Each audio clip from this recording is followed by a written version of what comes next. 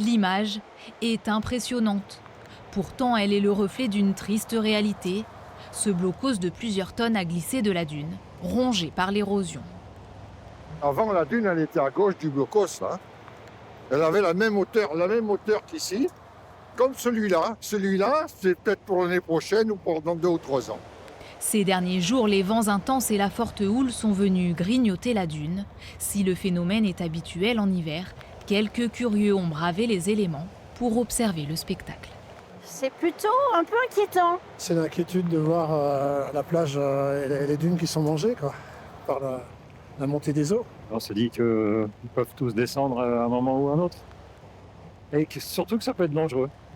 Ici, le danger, ce n'est pas le blocos, mais cette dune désormais est totalement à pic, conséquence d'un océan qui, chaque année, avance un peu plus sur les terres, au Cap Ferré comme partout sur le littoral aquitain.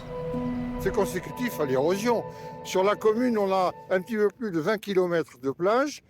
Au nord de l'horizon où nous sommes, ça s'engraisse. Et au sud, ça rabote, ça creuse. Une moyenne entre 5 et 20 mètres par an. Une nouvelle tempête est attendue dans les prochains jours, avec elle de forts coefficients de marée.